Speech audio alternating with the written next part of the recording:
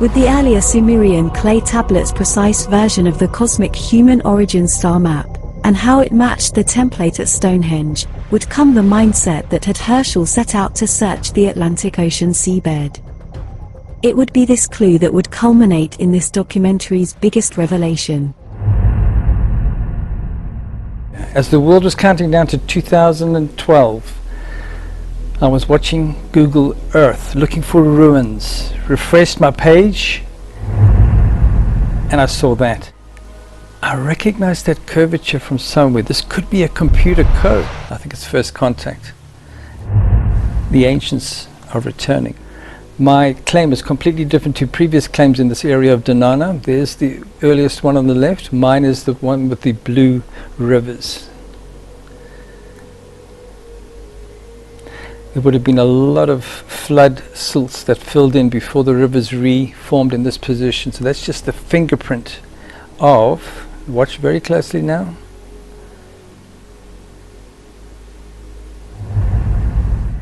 There it is there. I've extended, there's the grid pattern type layouts of these fields that make that shape. And then I've extended one down here just to show the extra extended geometry, but we don't really need it. It actually manages quite well with just the field. So if you take just the field, which is that area there, it's 1, 2, 3, 4 units of these elongated rectangle grid pattern, and then equal 5 and 5 to split it up into half. And when you do that, it goes through one of the main exit marks the spot. It has Orion rising on the horizon with the exit marks the spot, and this is Orion sitting on the horizon, showing it twice. But we're taking this one now, okay, and it goes through part of the message. This decodes as a computer message in the 2-hour documentary, but it goes through that one as well. So we have 2 markers in green circles being covered to split the fields into half. So what we expect to appear in the middle here is special geometry.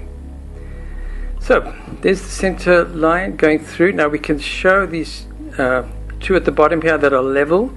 Join that line. Then we have this like long cross effect. We can take now from the bottom one, and we can also take going through these 2 markers, almost going through the middle of that one, and going along the same corner again. It goes along the edge because of the orientations. Remember, those orientations are shown because of rising and setting of Orion. So this very artistic way of showing it, but it's now taking those ellipses into account through that geometry. Taking the most important one, the exit marks the spot now, and take that geometry through where it touches the field, back through, you can see now, and doing the same thing now where it touches the circle, through the center point. We get that shape. Now we have the extra little message ellipse now that's circled. It makes the line going across through the middle of it horizontally. She dwells here. The human code is in the alien message. They're showing who we are and where we come from. That we are tied into their history. They are tied into our history. And they are coming in 2027 as you decode this, as you see in the 2-hour documentary. It's all there. Showing the Baphomet is not a coincidence. That is the human geometry teaching. We've seen it in all these different arrangements. Now we can add Castel San Angelo with it, and Atlantis. It's time to prepare for the return of the ancients. There is the swastika, there is the Templar cross, there is the exit marks the spot. Okay, right there. There is the artifact. I've shown it similar sort of positioning to this one, so you can compare apples with apples. I think it's showing the rising and setting of Orion. That's my work in my Atlantis book. And now we're going to define the computer code, how I extracted 2027 and made it published in a big way in 2019. This image can be used by media if they show it exactly as it is with my reference detail in. This is the punch card tab. Our first computers used this punch card system. All you've got to do is make the grid pattern of the punch card with the field. You see all the rows. I've split them up in tracks, and the positioning of these 2 dots, there is the secret that it's the punch card code, because when you look at the tape at an angle, it is curved, okay, and then of course these look like ellipses. These are all ellipses. So that is proving that's the cogwheel tracks. Now we need to extract the message. This is the star map aspect of it. How did I get 2027? There is the Siemens D 200-141.09 code. It's on the internet. I show how I extracted that dot in connection with that dot and positioning with the fields. Marks out 27. There's also the V formation in there, coincidentally the 27. And then there's the story in German, original text about the carriage return. That's how the system works with the dots. But a carriage is also a flying chariot. And the chariots of the gods return. And it shows another V symbol in it. And of course it's even challenging the person at the other side getting the message, who is there in the name of the cross. They even use the cross symbol as well. What are the odds that all of this is just a coincidence? I still believe 2027 because on this year there's a solar eclipse that needs to occur at the ground zero site where I found the alien message, and it happens.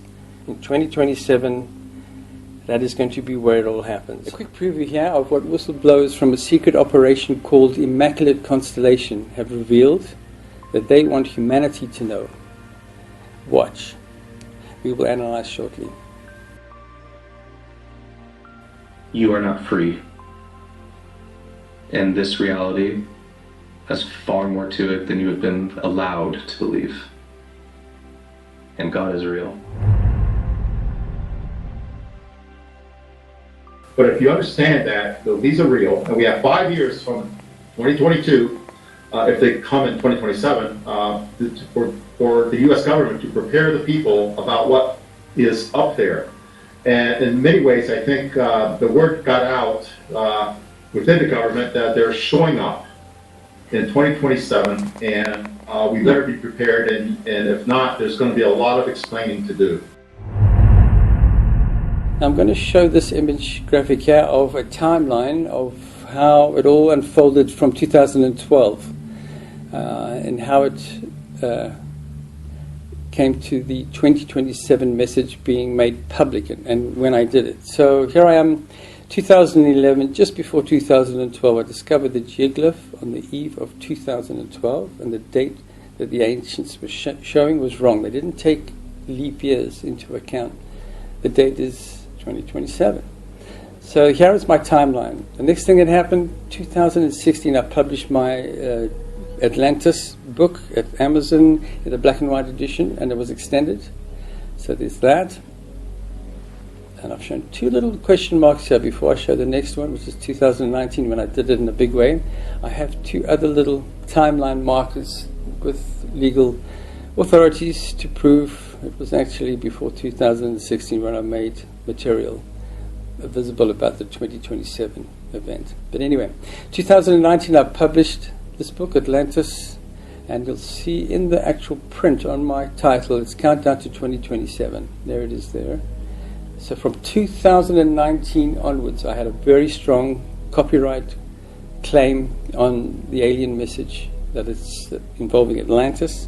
Our ancestors are coming, and there's even an exact day, the 2nd of August, 2027. So what happened after that?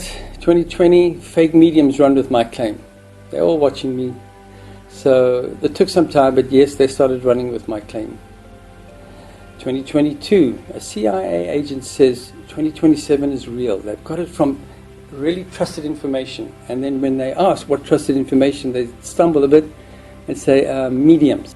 And then, of course, in 2022, the Operation Fake Time Traveler. Big influencers are copying the image that I use for the cosmic messenger with his hood, because he's hiding his identity. They've used that same imagery, and now they say that this time traveler goes to 2027 and everybody's missing. Come on, people. AI can do that. You can take people out of a picture. His video showing nobody's around. How hard is that to fake today? So you've got to be aware of that. Then, of course, 2024, Operation Immaculate Constellation is identified, and Matthew, one of the most bravest, and I'll take my hat up to Matthew, you'll see his claims. he is speaking up because he thinks what is being hidden is for the interests of humanity, and it proves a God-creation connection.